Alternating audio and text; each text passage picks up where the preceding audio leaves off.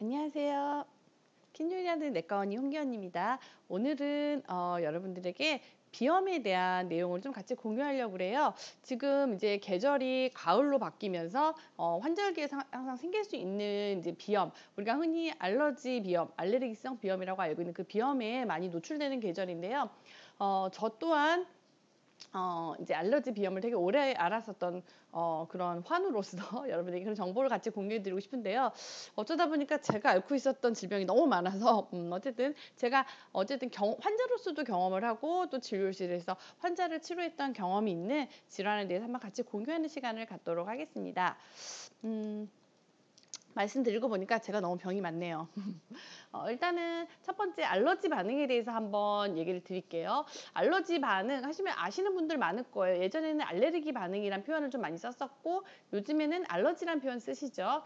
대부분의 사람에게는 문제가 없는 물질인데요. 이 물질이 면역계가 과민 반응을 하면서 두드러기, 피부가 올라오거나 이런 피부 발진, 그리고 가려움증, 콧물, 재채기 등의 면역 반응이 나타나는 현상을 알러지 반응이라고 표현합니다. 그래서 알러지 반응은 다양한 물질, 사실은 크게 그 자체만으로는 크게 나쁘지 않은 뭐 음식이라든지 뭐 꽃가루라든지 여러 가지 그런 물질에 의해서 발생하는 경우가 대부분인데요. 그래서 어떤 사람들은 똑같은 물질에 노출이 됐는데도 큰 증상이 없고 어떤 분은 또 노출이 됐을 때 되게 급격한 반응이 일어날 수가 있어요.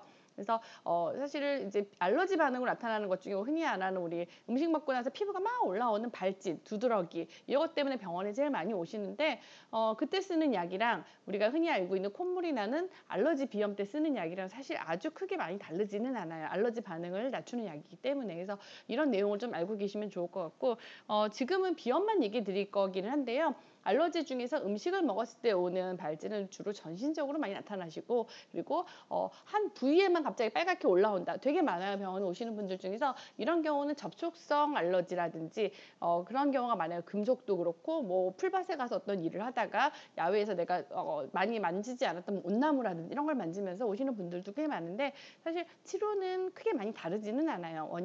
원인은 다를 수는 있지만 그래서 일단은 우리가 지금 오늘은 비염을 좀 얘기해 보기로 했기 때문에 알러지 비염과 비슷한 단어가 하나 또 있어요. 혈관 운동성 비염이라는 건데요.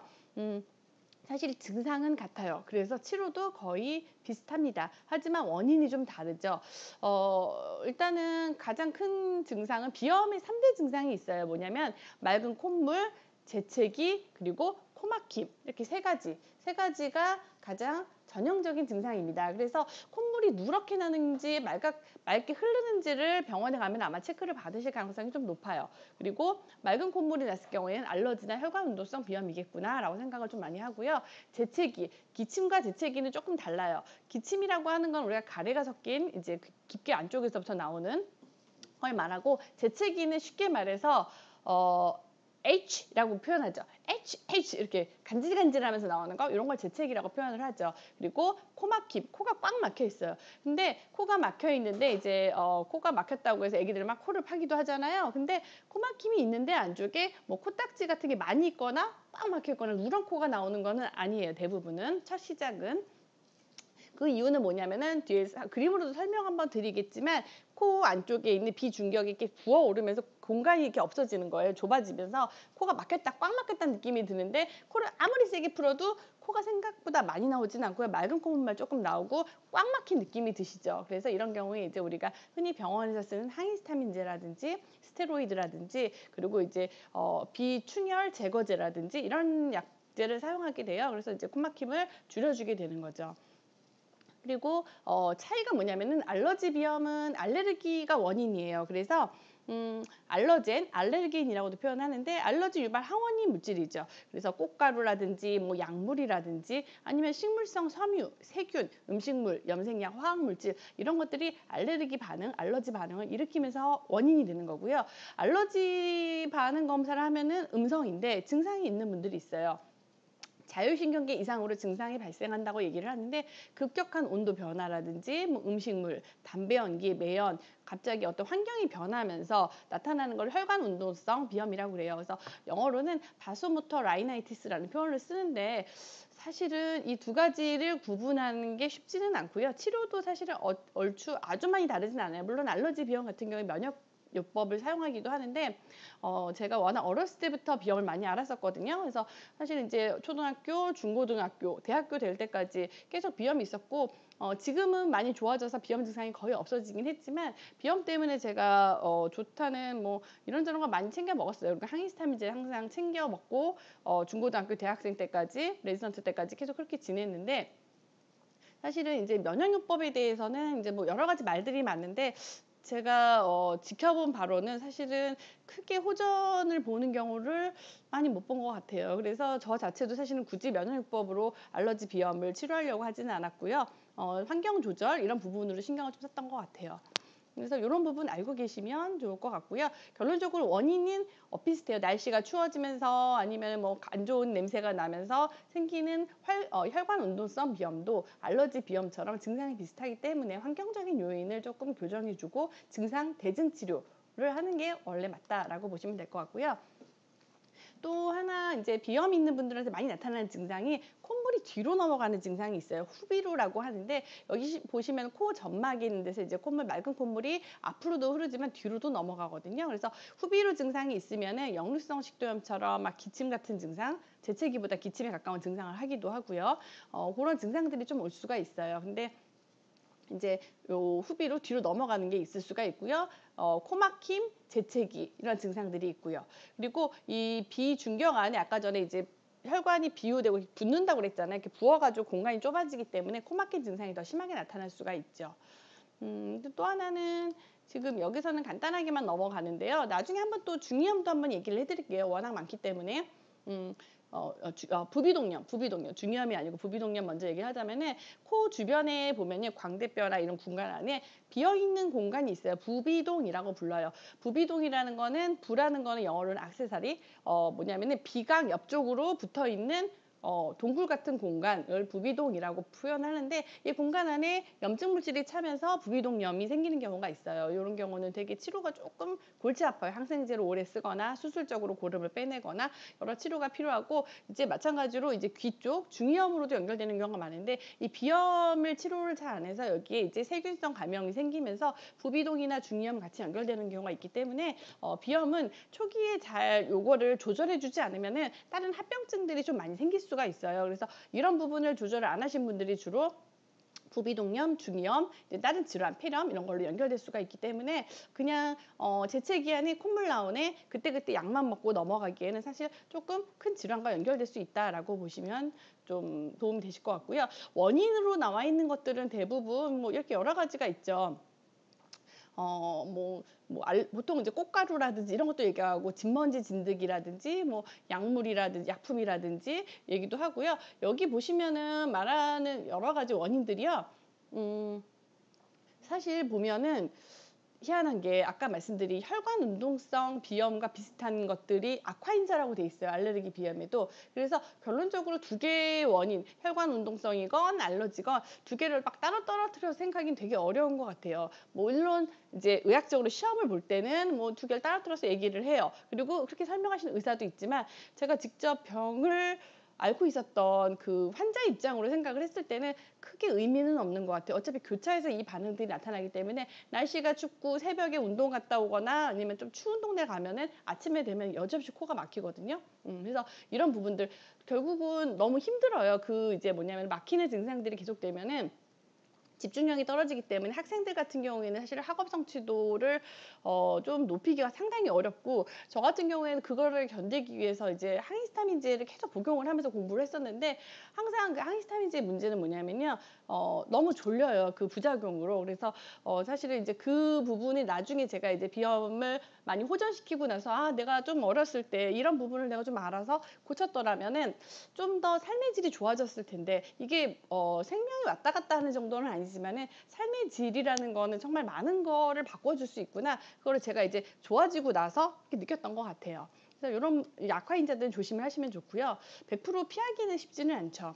그래서 알레르기 반응은 이렇게 설명하시는 경우가 많아요. 뭐냐면 비만세포, 뚱뚱해서 비만은 아니고요. 비만세포, 뭐냐면은 이제 그 면역세포 이름 중에 하나예요. 마스트셀이라고 부르는데 이 비만세포에서 분비하는 물질 중에 하나가 히스타민, 프로스타글란딘, 뭐 류코트리엔 뭐 이런 물질들이만 있어요. 몸에서 나오는 이런 화학 물질들이 염증 반응을 일으키면서 내 몸에 이제 아까 말씀드린 코막힘, 재채기, 뭐 맑은 콧물 이런 증상들을 유발한다라는 건데 그래서 이제 이 히스타민이라는 물질이 분비돼서 반응을 하기 때문에 히스타민을 억제하는 항히스타민제를 알레르기 반응이 있을 때, 알러지 반응이 있을 때 쓴다라고 보시면 될 것 같고요. 보통 많이 쓰시죠. 뭐 이제 약품 이름으로 많이 아시는 분들이 있을 거예요. 저도 이제 종류별로 다 먹어봤는데 어떤 거는 조금 덜 졸리고 어떤 거는 좀 많이 졸리고 얘기가 있는데요. 사실 대부분 다 졸려요. 너무 졸려서 사실 항상 몽롱한 상태였던 것 같아요, 예전에. 만성 비염의 치료 방법 보시면은 첫 번째가 사실 회피요법이에요. 그래서 이제 알러젠이라고 하죠. 나한테 이제 비염이나 알레르기를 유발하는 물질을 좀 피했으면 좋겠다라고 하는데 그게 생각보다 쉽지가 않아요. 제일 많은 원인이 또 이제 진먼지 진드기라고 해서 집에 있으면 다 발생을 한다고 그래서 뭐 털이 있는 거 쓰지 말고 카페트 쓰지 말고 그랬는데 저는 카페트를 써본 적이 집에서 한 번도 없었거든요. 근데 항상 진먼지 진드기 양성 뭐 이렇게 나왔었어요. 그래서 이거를 교과서적으로 무조건 피해라라고 알레르기 이제 유발 그런 뭐 천을 치우고 얘기를 하지만 그걸 다 치운다고 그 증상이 100% 없어지냐? 그럼 그거는 사실 쉽지는 않았던 것 같고요. 약물요법 이제 우리가 대증치료 아까 말씀드린 항히스타민제나 스테로이드나 아니면 기타 이제 다른 이제 비점막에 있는 충혈 억제제 이런 것들을 좀 쓰게 되는 게 있고요. 쓰는 것 중에 또 하나가 코에다 뿌리는 약이 두 가지가 있어요.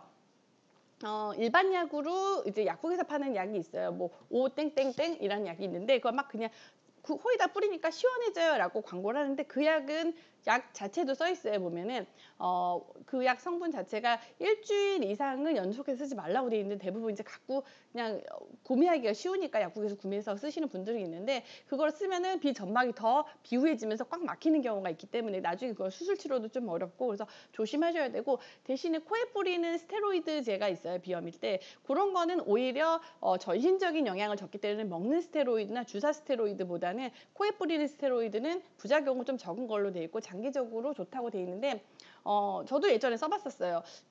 증상이 일시적으로 좀 좋아지긴 하지만 결론적으로 또 다른 원인이 계속 왔을 때는 그 증상이 반복적으로 나타나기 때문에 사실 저는 그렇게 교과서만큼이나 제가 실제 효과를 많이 보지는 못했던 것 같아요.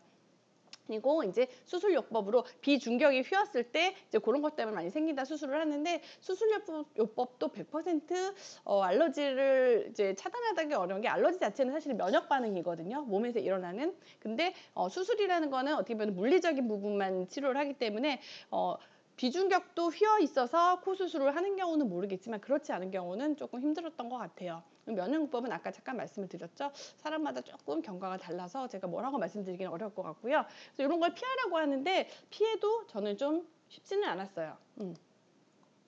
그리고 또 하나 알고 계시면 좋은 게 이 비염도 그렇고 알러지 반응들 중에서 아나필락틱 쇼크라는 게 있어요. 요거는 한번 알고 계시면 좋은 게 아나필락시스라고도 표현을 하고요. 과민성 쇼크인데 알러지 질환에서 응급 질환이에요. 빨리 안 가시면 문제될 수가 있고요. 과거에 한번 노출됐던 항원에 다시 노출되었을 때 발생할 수 있는 과민 반응인데 사실 예측이 좀 불가능하고요. 뭐 예를 들어 페니실린계 항생제나 벌에 쏘이거나 곤충에 물리거나 어떤 백신을 맞고 나서 아니면 달걀, 땅콩, 해산물, 과일 여러 가지들이 생길 수 있다. 근데 뭐 한 가지는 아니라고 얘기를 하고요. 대부분 증상이 한 번 나타나면서 갑자기 1시간 안에 몸이 가렵다가 기관지가 붓고 호흡곤란이 오고 의식소실과 사망까지 올 수가 있기 때문에 응급실에 빨리 가셔가지고 치료를 받으셔야 됩니다. 이건 되게 응급이에요. 그래서 알러지를 쉽게 볼 일은 아니다라고 보시면 될 것 같아요.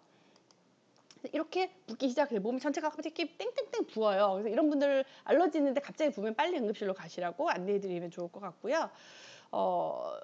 이제 뭐 많이 묻는 질문들이 있어요. 알러지 행진이라는 게 있어요. 알러직 마취라고 부르는 건데 뭐냐면은 어렸을 때 아토피 피부염, 음식 알러지, 소화천식이 있었던 이제 친구들이 성인이 되면 만성 알러지 비염이나 성인 천식으로 계속 진행되는 경우가 있어요. 그래서 예전에는 각각을 다른 질환이라고 봤었는데 아토피 피부, 그다음에 천식, 비염 세 가지 음식 알러지도 이런 것들을 갖다가 한 한 가지의 그 현상이 있다고 보는 거예요. 행진을 하듯이 알레르기가 진행을 한다 해서 알러지 마취, 알러지 행진이라고 부르기 때문에 이거를 내가 한 가지 질환이 있다, 아니면 나의 아이가 한 가지 질환이 있다, 그러면 나머지가 생길 수가 있기 때문에 빨리 그 전에 여기에 대한 내가 인식을 갖고 조금 교정해 주려고 노력을 하실 필요가 있는 것 같아요. 천식과 알러지는 유전인가요? 라고 하면은 100% 유전이라고 하기에도 아니라고 하기에도 애매하긴 하지만 분명히 어떤 가족력이 좀 있어요. 천식이 있는 그 내가 부모나 나의 집안에 있었다고 하면은, 그래서 나의 가족 중에 천식 알러지가 있다라고 하면은 나도 조금 조심을 하시는 게 좋고 나의 아이도 조심을 시키는 게 좋고요. 완치의 개념이라기보다는 사실은 조절의 개념입니다. 저도 지금 증상이 많이 좋아졌지만 조절하고 있다고 생각을 해요. 완치라는 표현을 쓰지를 않죠. 그래서 뭐 비염과 천식을 완치시켜줍니다 라고 하는 거는 제가 보기에는 조금 그거는 과장된 표현을 하시는 분들일 가능성이 좀 높고, 완치보다는 조절인데, 조절이라는 건 어떤 의미냐면요, 증상이 없어요. 사실은 저는 거의 요즘에는 증상이 없으면은 약을 안 쓰죠. 그러면 사실은 완치에 가까울 정도의 정상 생활이 가능하기 때문에 충분히 가능은 해요. 근데 이게 제가 예전에 약만 먹고 저의 기본적인 건강 관리를 하지 않았을 때는 사실 불가능한 거라고 생각을 했었는데, 제가 이제 지금은 이제 일반적인 이런 생활이 가능해지고 나니까 관리로 가능할 수도 있구나, 그런 생각이 좀 드는 것 같아요. 비염이 오래되면 천식이 진행되는지 물어보시는데, 저는 비염이 오래돼서 천식이 진행됐었어요. 그래서 제가 흡입기까지 썼었는데 지금은 흡입기를 쓰지는 않아요. 조절이 잘 돼서. 근데 진행될 수도 있기 때문에 이제 이런 부분을 내가 조금 내가 비염이 있는데, 비염이 있으니까, 아니면 뭐 비염이 있어 천식이 진행됐으니까 이거 어차피 평생 가니까 그냥 놔두시지 마시고 관리하시는 게 분명히 좀 필요하다고 생각이 들어요. 공기 좋은 시골로 가면은 증상이 좋아지나요? 우리 어르신분들이 많이 얘기를 하시는데, 시골로 가셔도요, 꽃가루도 있고요, 어떤 식물적인 요인도 있고 진먼지 진드기 있어요. 그래서 시골로 간다고 증상이 좋아지는 거는 100% 그렇게 말할 수는 없는 것 같아요. 그래서 오히려 나빠지는 경우도 있기 때문에 공기 좋은 곳으로 간다고 좋아진다? 꼭 이건 아닐 수도 있어요. 감기와 알러지, 비염은 어떻게 다른가요? 말씀드리는 것처럼 감기는 사실은 이제 바이러스죠. 그리고 이제 세균성 감염 같이 오는 경우가 있는데, 병원에서 쉽게 뭐라고 물어보냐면 환자분한테 누런 콧물이 있는지 많이 물어봐요. 그래서 이제 내가 맑은 콧물인지, 열은 안 나, 몸살이라든지 열나는 증상 없이 그냥 맑은 콧물에 코 막히고 재채기, 그러면 알러지 비염 치료를 하고요. 이분이 이제 콧물색이 노라진다거나 이제 다른 이제 재채기가 아닌 기침 증상이 좀 심하다거나 청진해서, 이럴 때는 감기로 이제 접근을 하게 됩니다. 그리고 자, 마지막입니다. 마지막으로 비염 관리에 중요한 포인트가 있어요. 제가 관리했었던 부분인데요. 뭐냐면 증상이 있을 때 분명히 약을 쓰셔야 됩니다. 증상이 심할 때는 약을 쓰시는데, 일반적인 좋아지는 상태가 됐을 때, 대부분 이제 계절 변화가 있을 때 증상이 나빠지고요. 이제 피카오프렉토 분말이라는 게 있어요. 그런 분말과 계피 분말이 섞여 있는 거, 이런 것들이 조합이 좋으면은 증상 완화에 도움이 된다는 논문들이 있습니다. 그래서 이런 것들을 챙겨 드시면 좋고요. 비타민 C 드시는 게 비염에도 도움이 되실 수 있는데, 저는 이제 아세로라 체리 비타민을 먹었어요.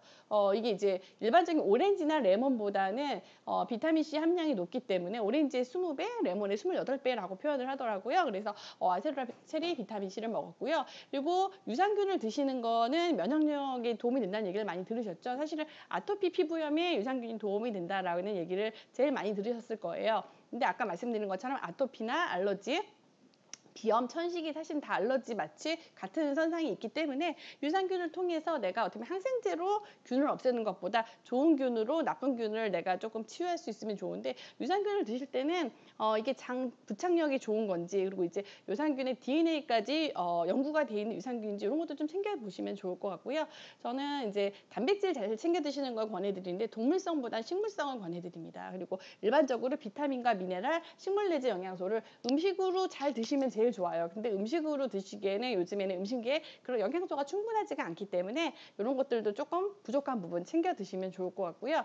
아까 전에 시골로 간다고 증상이 좋아진다고 하지 않았잖아요. 시골에 가도 꽃가루나 알레르겐, 이런 어떻게 보면 항원들은 노출될 수 있어요. 근데 저는 좋은 공기청정기 쓰시는 것도 도움이 된다라고 생각해요. 왜냐하면은 사실 제가 예전에 공기청정기를 계속 썼는데 렌탈로 이런 뭐 특별히 신경 안 쓰고 디자인이라든지 뭐 이런 정도 남들이 권해주는 거 아무 고민 없이 그냥 청정기 쓰면 뭐 도움 되겠지, 어차피 비염은 환경이 중요하다고 하니까 썼는데, 사실은 그 다른 거를 쓰면서는 제가 천식 까지 진행이 되고 흡입기를 계속 썼는데 조금 더 신경을 써서 이제 이런 알러지에 조금 도움이 되는 그런 부분을 챙겨서 청정기를 고르다 보니까 청정기만으로도 제가 천식 증상이 많이 호전이 됐었거든요. 그래서 이런 부분들도 한번 조금 고려해 보시면은 플러스로 도움이 되실 것 같고, 또 하나는 우리가 점막을 조금 촉촉하게 하시면은 이런 분비물 같은 게 이제 기관지염, 폐렴 이런 쪽으로 같이 플러스로 진행되는 부분을 막아줄 수가 있기 때문에 수분 섭취를 잘 해주시면 그런 부분이 좋아요. 그래서 물을 충분히 드시는 거가 되게 좋은 습관이 될 수가 있고, 호흡기 건강에는 물을 드실 때는 항상 조금 좋은 물, 깨끗한 물 잘 챙겨 드시면 도움이 될 것 같아요. 네, 그래서 오늘은 여러분께 말씀드린 내용은 여기까지였고요. 비염도 분명히 알러지 비염도 분명히 완치라는 개념은 아니지만 조절을 하시면은 충분히 내가 잘 관리하시고 삶의 질을 높일 수가 있거든요. 그래서 내가 이런 부분을 좀 생각을 하셔가지고 나의 관리를 좀 잘 하셨으면 좋겠다는 생각이 좀 들고요. 네, 오늘 준비한 내용은 여기까지였고요. 다음 시간에 더 유익하고 좋은 내용으로 만나 뵐게요. 다음 시간에 만나요.